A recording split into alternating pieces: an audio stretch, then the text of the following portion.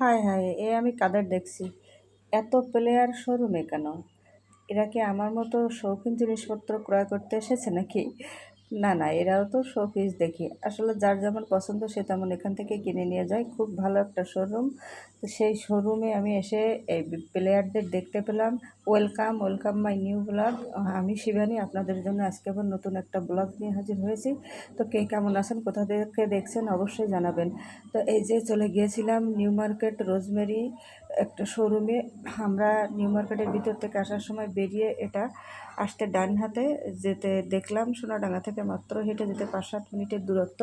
তো এটা আমি দেখে আমার ভীষণ ভালো লেগেছিল, তাই আমরা ঢুকে পড়লাম, আমি আর আমার রুমমেট। কত সুন্দর সুন্দর শোপিস! আসলে যারা নতুন ঘর করেছেন অথচ শৌখিন মানসিকতার, তাদের জন্য কিন্তু এটা খুবই ভালো একটা শোরুম। বা আপনি আপনার বিভিন্ন জায়গা, পড়ার টেবিল, বিভিন্ন জিনিস দিয়ে আপনি সাজিয়ে রাখতে পারেন, যেটা আপনার কাছে সত্যি অসম্ভব ভালো লাগবে। এই ছোটো ছোটো বাবুরা দেখুন কী কেনাকাটা করছিল। তারপরে আমরা দেখলাম বিভিন্ন ধরনের জিনিস। এখানে কিছু রেস্ট্রিকশান আছে, যে রেস্ট্রিকশানগুলো মেনেই দেখতে হয়। ভাইয়ার কাছে জিজ্ঞাসা করেছিলাম, ভাইয়া আমরা কি এখান থেকে ভিডিও নিতে পারবো? তো ভাইয়া বলেছিল অবশ্যই ভিডিওটা নিতে পারবেন। তো ওনাদের পারমিশন নিয়ে ভিডিওটা নিলাম। ভাইয়ারা ভীষণ ভালো, ওরা অত্যন্ত অমায়িক ব্যবহার করেছিলেন, যে এতটা ভালো ব্যবহার বলার অপেক্ষা রাখে না। তাই এখান থেকে আমরা অনেকক্ষণ ঘুরে ঘুরে দেখেছিলাম বা কিছু জিনিস কিনেও ছিলাম। যতটা দেখেছিলাম অতটা না কিনলেও কিন্তু ওনারা একটু অসন্তুষ্ট হননি। আর মানুষ আসছিল আর প্রচুর পরিমাণে কেনাকাটা করছিল। এখান থেকে না কিনে পারা যায় না। আপনি দেখতে ঢুকবেন কিন্তু না কিনে বের হতে পারবেন না। আপনার যদি মনে হয় যে এখান থেকে কিছু কিনবেন, তো অবশ্যই চলে আসতে পারেন। কত সুন্দর সুন্দর জিনিসগুলো শুধু আপনি দেখতে থাকুন। তো আমার রুমমেটকে বলছিলাম আমাকে একটু ভিডিও করে দে। তো বলছিল না, ভিডিও করে দিতে পারবে না, দয়া করে হাত দিবেন না। না না, দেবো না দেবো না। তো ও বলছিল যে আমি ভিডিও করে দিতে পারবো না, আমি ঘুরে ঘুরে দেখবো। আমি বললাম ভিডিও করে না দিলে তোর কিন্তু বিয়ে হবে না। তো ভাবলো কি, যদি সত্যি সত্যি বান্ধবীর কথা মতো বিয়ে না হয়, তাই ভাবলো যে দিব একটু ভিডিও করে। তারপরে কি মনে হলো, ও আবারও ঘুরে ঘুরে দেখছিল, আমিও ওকে ঘুরে ঘুরে দেখছিলাম। আবার এদিক সেদিকে একটু ক্যামেরা ঘুরিয়ে ঘুরিয়ে দেখছিলাম যে কোথায় কী দেখি হয় বা কোথায় কী দেখি দেখা যাচ্ছে সব কিছু। তো এত ধরনের শোপিস দেখার পরে হঠাৎ ক্যামেরা নিয়ে সেও আমাকে ভিডিও করতে শুরু করলো। সে যে আমাকে পিছন থেকে ভিডিও করছে ওটা আমি খেয়ালই করিনি। আমরা এটা নিয়েছিলাম, এই আয়নাটা কেমন হয়েছে বলবেন। তো আমি যে ওরকম করে দেখছি, আর ও যে আমার পিছন থেকে ভিডিও নিচ্ছে বা আমি কেনাকাটা করছি সেটাও দেখি না, আর দড়ি দেখিয়ে দিলাম। তো বুঝেই নাই একদম। আমি তাহলে একটু বেশ পোজ পাজ দিয়ে দাঁড়াতাম, কিন্তু না, হলো না। আরে আমি তো আপনাদেরই শিবানী, আপনাদেরই দিদি। তো একরকম থাকলে হলো। হরিণের দেখলেন তো, হরিণের শোরুম, মানে প্রত্যেকটা জিনিস, আমি সবগুলোর নামও বলতে পারবো না। পাখির বাসাগুলো কত ভালো লাগছে। কার কার এই পাখির বাসাটা পছন্দ হয়েছে আমাকে অবশ্যই বলবেন কমেন্টে।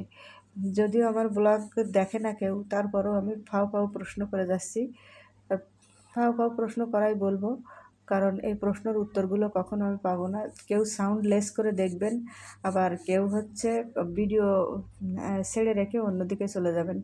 বাবুই বাসাটা দেখে আমার মনে পড়লো যে এই বাবুই বাসা ছোটোবেলায় আমরা চলে যেতাম। ঝড় বাতাস যেই ছাড়তো, উত্তর পাশে শান্তিদিদের তালতলার নিচে যে বসে থাকতাম, কখন একটা বাবুই পাখির বাসা পড়বে তখন নিতাম। যে দৌড়ে নিতে পারতো সে নিতে পারতো, যে পারতো না। কিন্তু আমি একটু হ্যাংলা টাইপের ছিলাম, যেহেতু বেশি দৌড়াতে পারতাম না, তাই বাবুই পাখির বাসাটা খুবই কম আমার পক্ষে যুক্ত। কখনো কখনো আমি গিয়ে যখন একা পেতাম তখন ভাগ্যে দুই একটা থাকতো, দুই একটা থাকতো না। তারপরে আমার দাদা আমাকে খুঁটে টুটে এনে দিত বা বিভিন্ন জায়গা থেকে পেড়ে এনে দিত, আর আমরা ঢিল মারে পাড়ার চেষ্টা করতাম। তখন তো আমরা বুঝতাম না যে ওই বাসাটা ঢিল মারতে নয়, ঢিল মারলে ক্ষতি হয়। তখন ছোট ছিলাম। তারপরে মা একদিন নিষেধ করলো যে ঢিল মারলে ভাঙবে না, তোমাদের বাড়িটা যদি কেউ ভেঙে দেয় তোমাদের কেমন লাগবে, ভালো লাগবে একটুও? তারপর থেকে আমি আর কোনো দিন ঢিল মারিনি কোনো গাছে।